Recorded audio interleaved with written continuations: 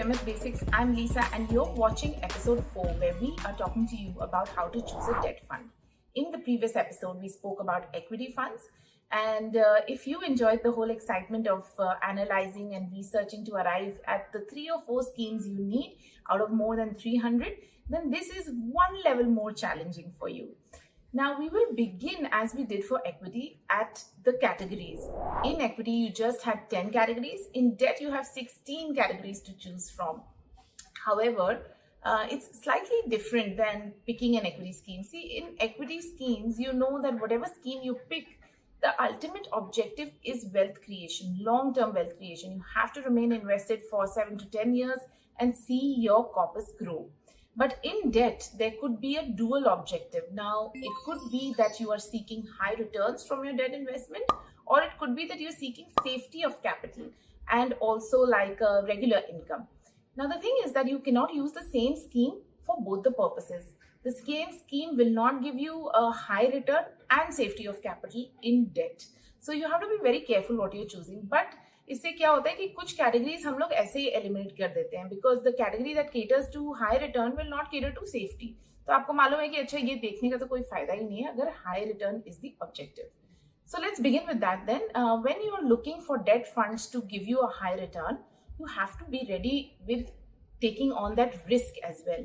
Because देखिए अगर bond आपको हाई कूपन दे रहा है तो इसका मतलब है कि कहीं ना कहीं उसका क्वालिटी या market perception of quality is low, and they are willing to give you that slightly premium interest to sort of compensate for the risk. The same thing happens in a debt portfolio because it is a portfolio of bonds and debt securities. So primarily there are 3 or 4 kinds of risks in choosing a debt fund for high return. Firstly, default risk, which is very simple कि अगर आप bond issuer ने पैसा वापस ही नहीं दिया, then in the portfolio that bond will have to be written off. आपका NAV उस हिसाब से कम हो जाएगा and you will have a negative return. Now the second thing or the second type of risk to look out for is credit risk. See, every bond has a perception in the market. Like we said, this is a good bond, this is an okay bond, this is a bad bond. Based on this perception and based on the fundamentals and financials of the company, credit rating agencies give it an official rating. The best bonds are rated AAA. Then there are AA rated bonds, A rated bonds, and you keep moving down till you come to junk bonds, right? In the domestic mutual fund industry, the mutual funds are not allowed to invest in anything below investment grade, which is BBB rating of bonds.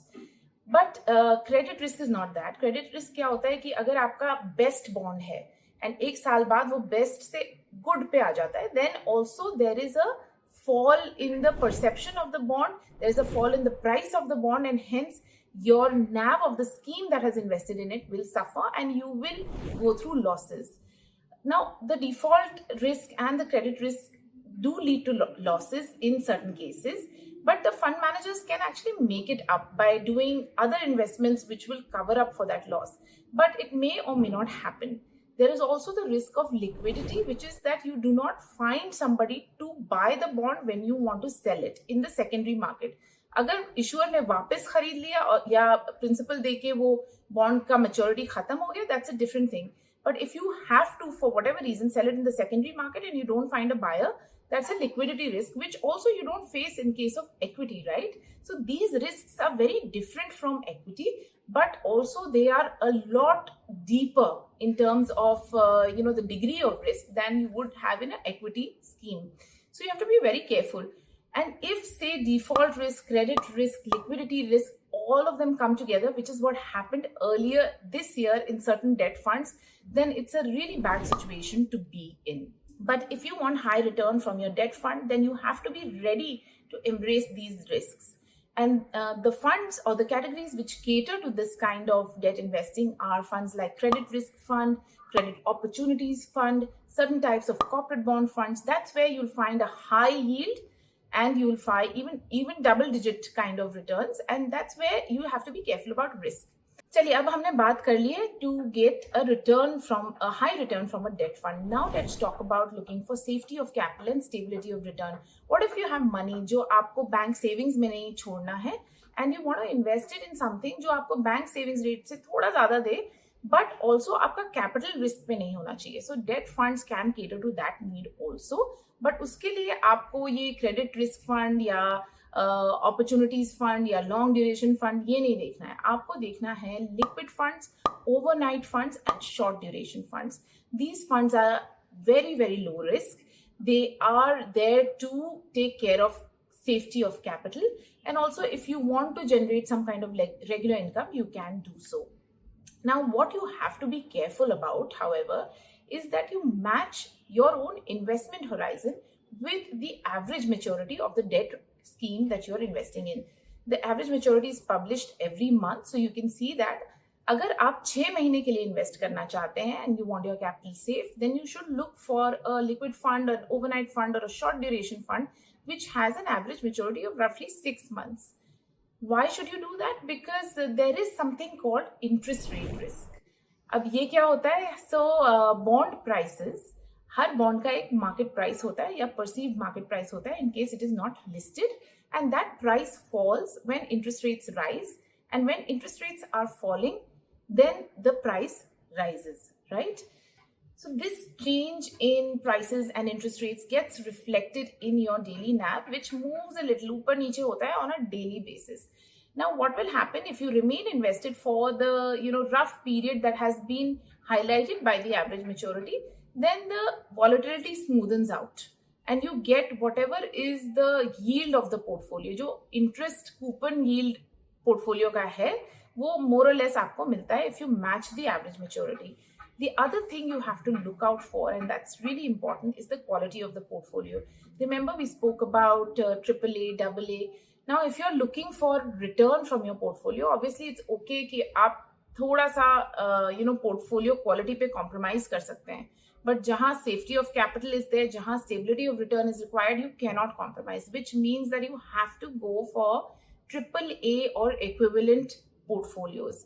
अगर उसमें corporate bonds हैं, they should be rated at least AAA or equivalent, या तो government securities होनी चाहिए, which are central government securities, not state government securities. Only those portfolios are completely high quality, and that's what you need to look for where safety of capital is important. So average maturity matching with your investment horizon and portfolio quality. Once you have seen through these things, then we come to the other metrics like your fund manager pedigree.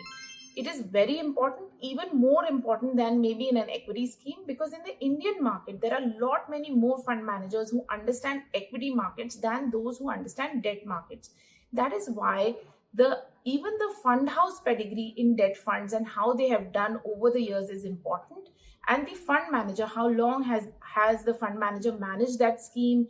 Where do they come from? What kind of background? What kind of pedigree? Those are important things to consider. Lastly, you must look at expense ratio when it comes to a debt fund. Expense ratio is the annual cost of investing in that fund.